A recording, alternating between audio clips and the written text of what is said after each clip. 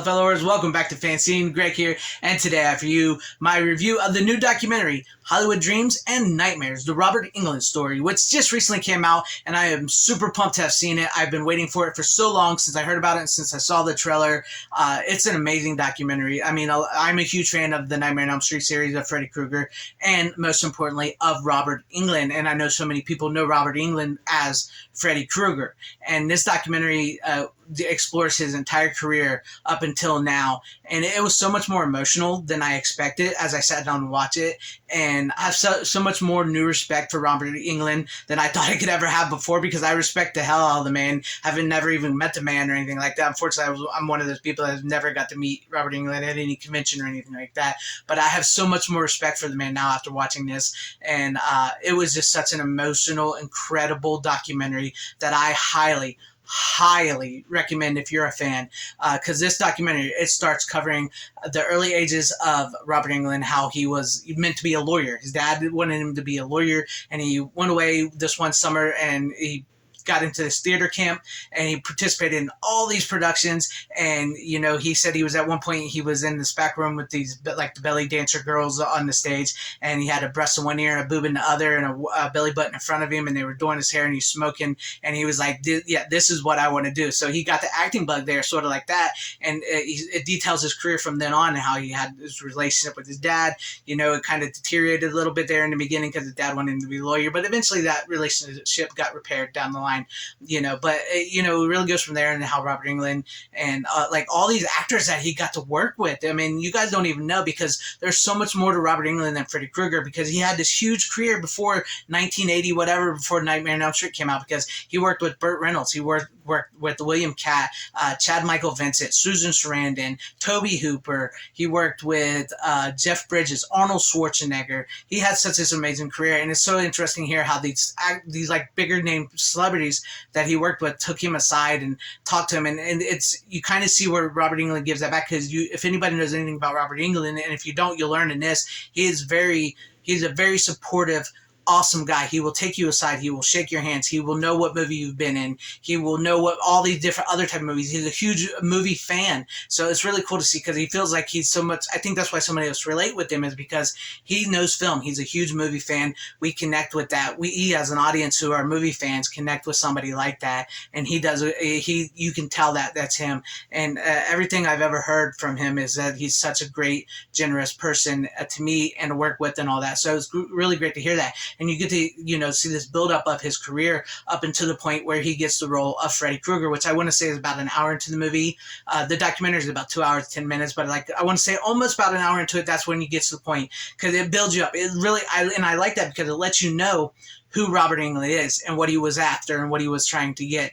He never set out to be a horror icon or a genre actor, but he fell into it, and you know, what he said for the audition for Freddy Krueger, he took his dipstick out of his car, took the oil off, rubbed it in his hair, took a cigarette and mixed it with some spit, and put bags under his eyes, and he just stared at Wes Craven and then never said a thing, and during the audition, and listened to what it's about, and he got the role.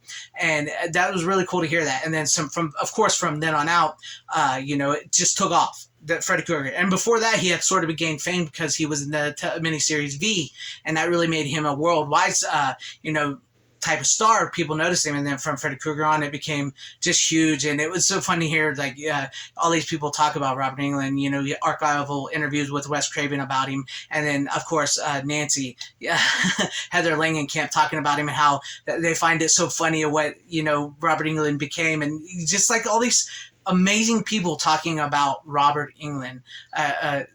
I'm trying to remember everybody, because there's so many great people. Lance Henriksen, William Catt, like I mentioned, Garris. Oh my God, Mick Garris, Steve Johnson, the makeup guy, which was pretty funny when Steve Johnson talks about how they partied with Robert Englund, and Robert Englund was like, I may have partied with those guys, I just don't remember, because of the 80s, the decadence of the 80s, the drugs and all that.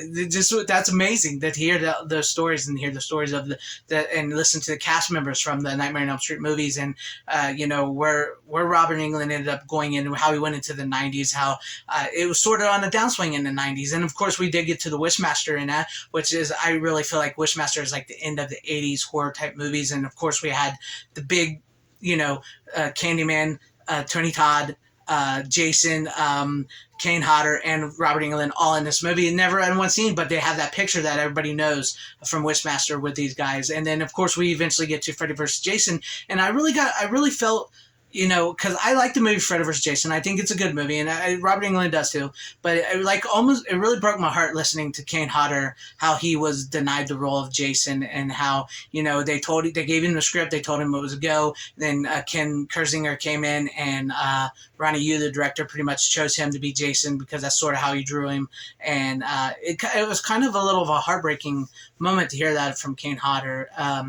But of course, Robert Englund is Freddy, and he said Kane Hodder says Robert Englund said that he always saw it as not Freddy versus Jason, but Robert Englund versus Kane Hodder, Englund versus Hodder, which we never got, which is sad. But we get to that point in the story, and then we get to what Robert did throughout those years, here and there.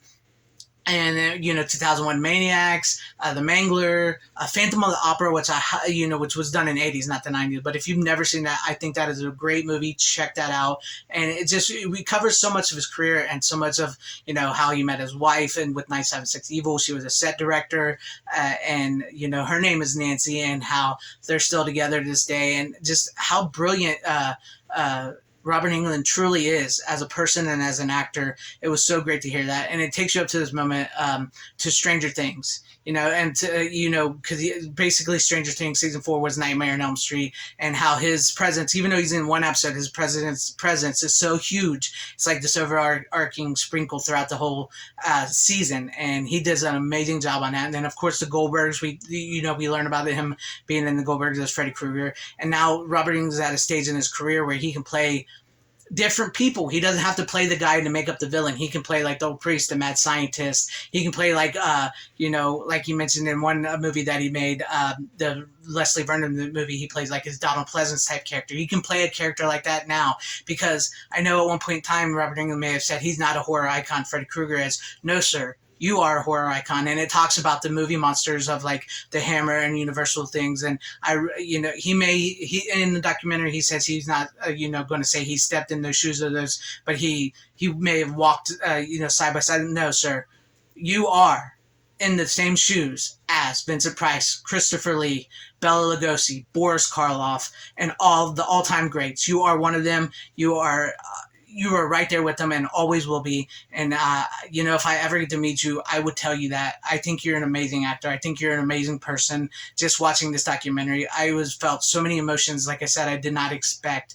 And I'm so glad to have seen this and know more about you now, the man of Robert Englund, and your dreams and what you wanted to achieve and what you have achieved and everything you've done with Freddy Krueger and everything. It's just, guys, you have got to see this documentary. This documentary is well worth it. And, I talk about the physical media and streaming because it's on Screenbox. It's on streaming.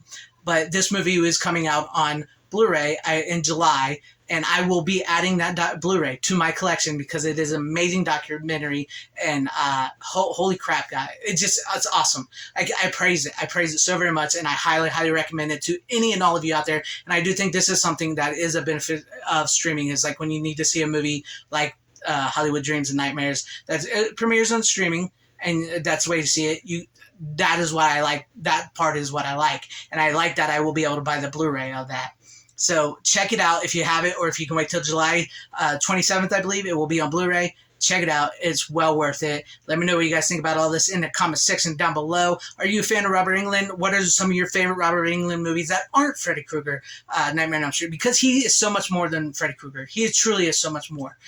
And if you don't think so, watch this documentary. Leave me some comments. If you like what you saw here, maybe hit that like button, subscribe, hit that bell for notifications. That would be truly awesome if it earned your subscription. Share the video out for everybody to see. Maybe think about joining and becoming a channel member, because that will help my channel immensely. Shout out to all my channel members. I appreciate each and every one of you guys. And to everybody watching, thank you all. Wherever you are, please have a great, safe, happy, healthy day, morning, afternoon, evening, and night. Always support physical media. It is the superior format.